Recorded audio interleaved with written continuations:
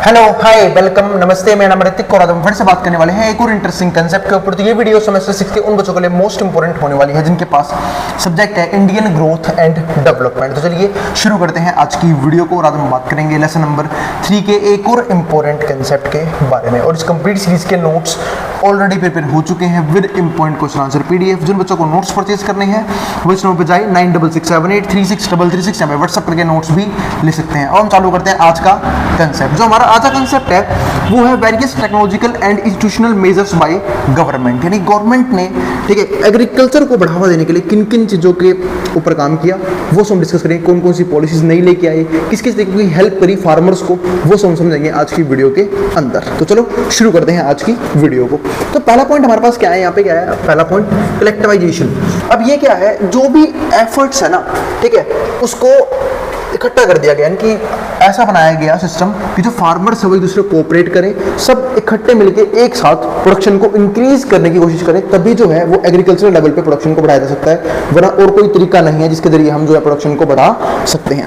तो वही चीज यहाँ पे है। तो efforts were made to consolidate land holdings की, जो लैंड होल्डिंग्स है उसे इकट्ठी की जाए and encourage cooperation among farmers, और फार्मर्स के बीच में कोऑपरेशन को बढ़ाया जाए, तभी जो है हम जो है एग्रीकल्चरल प्रोडक्शन को इंक्रीज कर सकते हैं। दूसरा पॉइंट हमारे पास क्या है, एबोलिशन ऑफ जमींदारी। जो जमींदारी सिस्टम था, मैंने बात करी थी प्रीवियस वीडियोस में कि इसने जो है वो फार्मर्स को एक बड़े लेवल पे एक्सप्लॉइट किया था। तो अब यहाँ पे गवर्नमेंट ने क्या जमींदारी सिस्टम को खत्म कर दिया। तो वही चीज यहाँ पे, तो zamindari system was abolish to promote more equitable land distribution, ताकि लैंड डिस्ट्रीब्यूशन प्रॉपर तरीके से हो।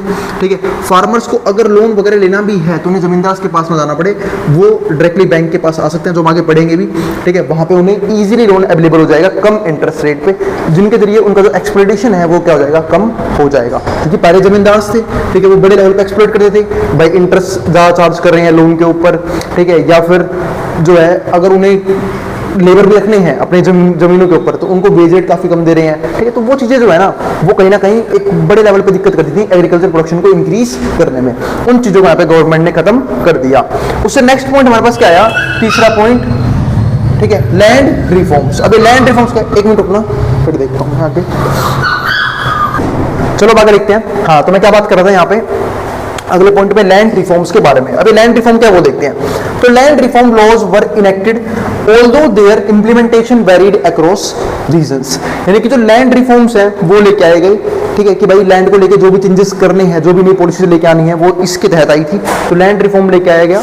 ठीक है, और यहाँ पे जो है अगला पॉइंट क्या है हमारे पास यहाँ पे, although their implementation varied across regions, और जो भी डिफरेंट डिफरेंट रीजन्स थे जहाँ पे प्रोडक्शन होती थी उनके अंदर इन चीजों की इंप्लीमेंटेशन की गई। इसके बाद जो हमारा फोर्थ पॉइंट है वो क्या है, ग्रीन रिवॉल्यूशन।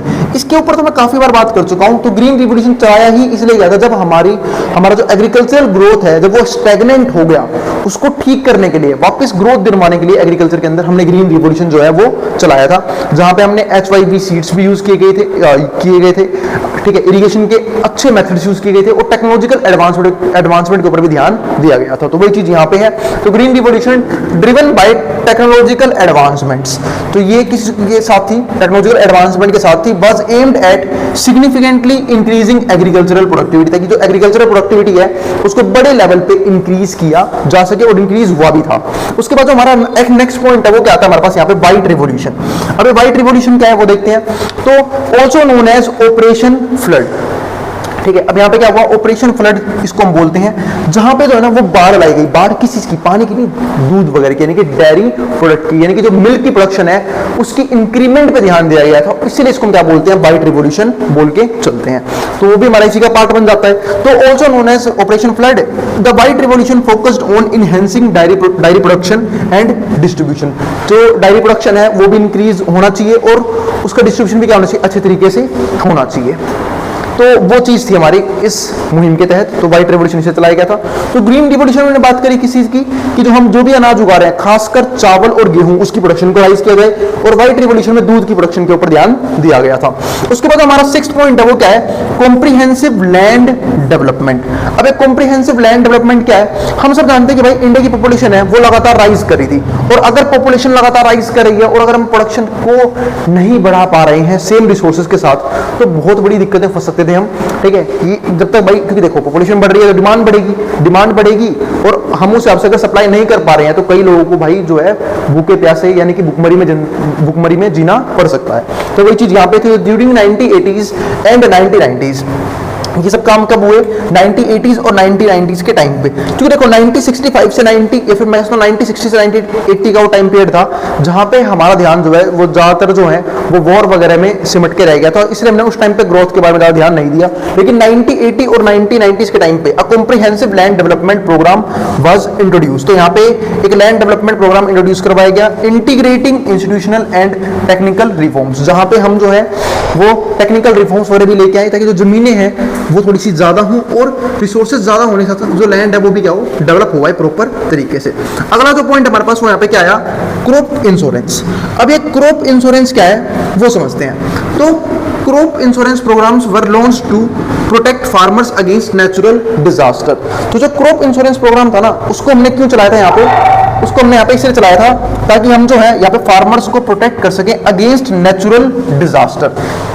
जैसे कई बार मान लो फेमाइंस आ गई, सूखा पड़ गया, ठीक है, ज्यादा बारिश हो गई, मॉनसून सही तरीके से नहीं आया, तो उन सब जो नेचुरल डिजास्टर्स हैं उनसे बचाने के लिए हमने यहाँ पे ये चीज चलाई थी, क्रॉप इंश्योरेंस प्रोग्राम। ठीक है, कि क्रॉप का भी क्या होगा, इंश्योरेंस होगा। जैसे लाइफ का इंश्योरेंस होता है ना, कई लोग तो करवाते ही नहीं है, ठीक है, उन्हें टेंशन नहीं होती फैमिली की, ठीक है। लेकिन क्रॉप इंश्योरेंस में यहाँ पे क्या होता है हमारे पास, हम जो बात करते हैं, ठीक है, कि भाई क्रॉप जो है मान चलो जैसे कई बार क्या होता है जो फार्मर्स हैं वो उधार पे पैसे लेके बैंक वगैरह से या फिर जमींदारी सिस्टम में जमींदार वगैरह से वो जो है क्या करते थे, प्रोडक्शन करते थे, यानी कि उधार लेकर उन्होंने प्रोडक्शन कर दिया। लेकिन मान लो प्रोडक्शन जो है किसी भी वजह से नेचुरल डिजास्टर की वजह से जो प्रोडक्शन जो है खराब हो गई, सारी फसल खराब हो गई, वो पैसा कहाँ से चुकाया जाएगा, तो वो सब चुकाया जाएगा इंश्योरेंस के जरिए। तो क्रॉप इंश्योरेंस भी जो चीज़ है वो लॉन्च की गई थी। इसके बाद अगला जो पॉइंट है वो क्या है हमारे पास यहाँ पे, ग्रामीण बैंक्स। अब ये ग्रामीण बैंक्स भी लेके आएगा, क्योंकि मैंने ऊपर आपको बताया था ना कि जो जमींदारी सिस्टम है उसको एबॉलिश कर दिया, उसे खत्म कर दिया पूरे तरीके से। जब उसे खत्म कर दिया तो भाई जो किसान है, जो छोटे मोटे किसान है जिन्हें इक्विपमेंट के लिए जो है पैसा उधार लेना पड़ता है, उधार कहाँ से लेते हैं वो लोग, उधार लेते हैं वो जमींदार से। लेकिन अब जमींदार तो खत्म हो चुके हैं, तो उधार कहाँ से लेंगे, वो जाएंगे बैंक के पास। ग्रामीण बैंक्स बनाए गए कि आप वहाँ पे जा सकते हो और प्रोडक्शन के लिए, फसल उगाने के लिए जो भी आपको पैसा चाहिए लोन पे कम इंटरेस्ट रेट पे आपको जो है वो अवेलेबल करवा देगी गवर्नमेंट खुद। तो वही चीज़ थी, ग्रामीण बैंक्स लॉन्च किए गए। तो Gramin banks and cooperative societies provided farmers with access of low interest loan, ताकि लो इंटरेस्ट पे लोन मिल जाए जिसके जरिए वो जो है वो अपनी प्रोडक्शन को इंक्रीज कर सकते हैं। इसके बाद हमारे पास 8th पॉइंट क्या आता है, किसान क्रेडिट कार्ड। अब किसान का भी क्रेडिट कार्ड बनने लग गया जिसको क्या बोलते हैं, KCC. The KCC scheme was introduced to facilitate easy access to credit for farmers, जिसके जरिए जो फार्मर्स है वो इजीली उधार ले सकते हैं अपने किसी भी इक्विपमेंट के लिए, टेक्नोलॉजिकल डेवलपमेंट के लिए या फिर बीज वगैरह के लिए, जो भी चीज़ उन्हें जरूरत पड़ी है ना खेती करने के लिए, उसके लिए वो आराम से उधार ले सकते हैं यहाँ पे। तो इसके लिए यहाँ पे ये भी चीज़ लॉन्च की गई, किसान क्रेडिट कार्ड। इसके बाद 10th जो पॉइंट था वो क्या था, पर्सनल एक्सीडेंट इंश्योरेंस स्कीम। अब पर्सनल एक्सीडेंट इंश्योरेंस स्कीम्स को हम क्या बोलते हैं, PAIS भी बोलते हैं। Scheme was design to offer insurance coverage to farmers. इस मुहिम के तहत जो फार्मर्स हैं उनको क्या दी गई, इंश्योरेंस कवरेज टू फार्मर्स, कि फार्मर्स जो हैं, ठीक है, उनको इंश्योरेंस मिलेगा, ठीक है, यानी कि अगर मान लो उनके साथ कोई भी अनहोनी हो जाती है, ठीक है, कोई भी एक्सीडेंट हो जाता है, ठीक है, या फिर किसी भी तरीके से कोई दुर्घटना हो जाती है, तो उसके तहत उन्हें पैसा क्या हो जाएगा, प्रोवाइड कर दिया जाएगा, ताकि उनकी फैमिली जो है उनके सर्वाइवल में किसी प्रकार की दिक्कत ना आए। तो वो चीज़ थी यहाँ पे ये वाला पॉइंट। इसके बाद 11th पॉइंट क्या आता है हमारे पास, weather bulletins and agricultural programmes.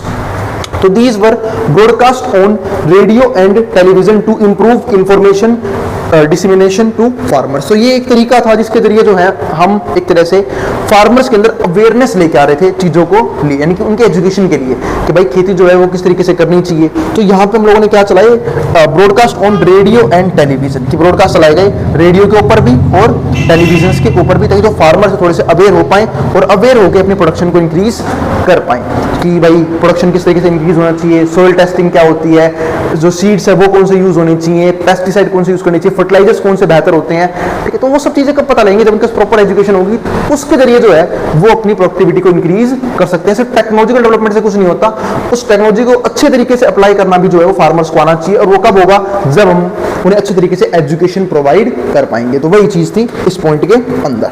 अब जो हमारे पास अगला पॉइंट आता है वो क्या आता है, मिनिमम सपोर्ट प्राइस। अब मिनिमम सपोर्ट प्राइस क्या है वो भी देख लेते हैं। 12 पॉइंट में। तो गवर्नमेंट स्टैब्लिश्ड एमएसपीज, तो गवर्नमेंट ने जो है यहाँ पे एमएसपी लगाई, यानी कि मिनिमम सपोर्ट प्राइस। अब मिनिमम सपोर्ट प्राइस ये था कि गवर्नमेंट जो है वो अपने लेवल पे पहले ही जो है ना वो मिनिमम प्राइस जो डिटरमाइन कर देती थी कि अगर किसी को फार्मर से अगर किसी भी तरह की जो है अनाज लेने हैं, चाहे वो गेहूं हो चावल हो कुछ भी लेने हो, तो उन्हें कम से कम उतना पैसा देना ही पड़ेगा, वो उससे कम में जो है उस चीज को नहीं खरीद सकते। यानी कि इस तरीके से जो गवर्नमेंट जो है वो फार्मर्स को सपोर्ट करने की कोशिश करी थी कि अब जो फार्मर्स हैं उनके पास जो है इतना उनका एक्सप्लोटेशन ना हो, उनके पास कम से कम इतना पैसा पहुंच ही जाए ताकि उनको लॉस ना हो बड़े लेवल पे। ठीक है, तो वो चीज थी इस पॉइंट के अंदर। तो government established MSPs for key crops, वो भी कुछ जनरल क्रॉप्स के लिए, to protect farmers from exploitation by middleman, कि मिडलमैन जो है वो उन्हें एक्सप्लोइट ना करे, उनसे ज्यादा बार्गेनिंग करने की कोशिश ना करे, and ensure the sustainable development of agriculture in India, ताकि सस्टेनेबल डेवलपमेंट जो है एग्रीकल्चर इन इंडिया बनी रहे। ऐसा क्यों होता है वो मैं एक रीजन समझाता हूं।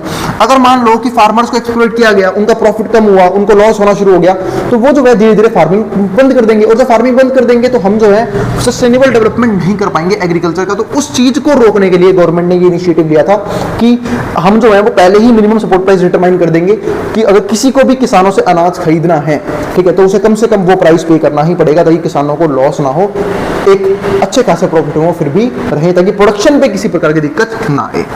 तो वो चीज़ थी हमारा ये वाली, और इसके बाद मैंने पहले भी काफ़ी सारी वीडियोस में की हुई है। इसके बाद जो हमारे पास अगला पॉइंट क्या आता है, वो आता है अगला टॉपिक जो कि क्या है, करंट स्टेटस, यानी कि आज का स्टेटस क्या है एग्रीकल्चर को लेके।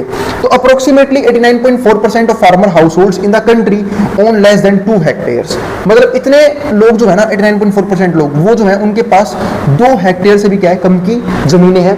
तो India ranks as the second largest producer of rice, लेकिन जो इंडिया है वो रैंक करता है क्या, second largest producer of rice. वो फिर भी क्या है सेकंड लार्जेस्ट प्रोड्यूसर राइस का, व्हीट का, कॉटन का, is leading producer of milk, और लीडिंग प्रोड्यूसर है किसका, मिल्क का, ठीक है, एंड पल्सेस का एंड स्पाइसेस का।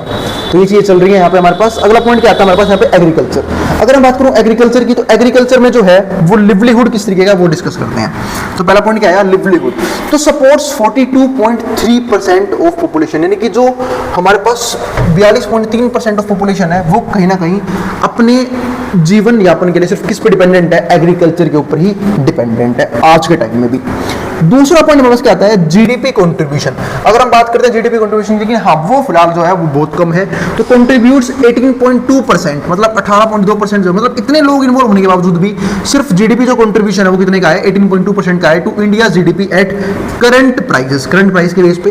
और हम सब जानते हैं जब हम करंट प्राइस पे जीडीपी की बात करते हैं उसको हम क्या बोलते हैं यहाँ पे, नॉमिनल जीडीपी। इसके बाद हमारा थर्ड पार्ट है वो क्या है, ग्रोथ रेट। ग्रोथ रेट कैसा है, तो average an annual growth rate of 4.18%। जो ग्रोथ रेट है वो एनुअल है 4.18% का ओवर द पास्ट 5 ईयर्स, लगातार पिछले 5 सालों की ग्रोथ रेट है ये, कि एवरेजली जो है हम जो है वो एग्रीकल्चर प्रोडक्शन को 4.18% से तो इंक्रीज कर पा रहे हैं।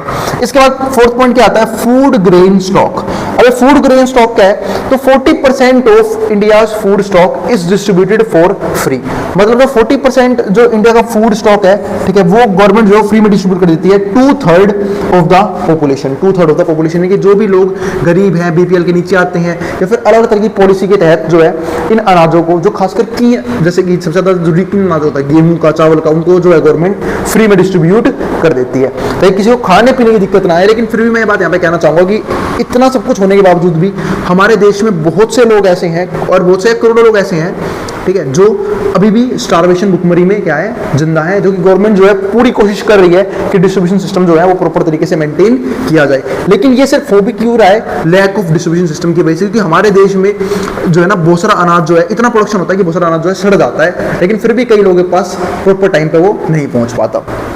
अगला जो हमारे पास पॉइंट है, फिफ्थ पॉइंट में क्या आता है, एक्सपोर्ट्स। तो over 7% of the food grains are exported.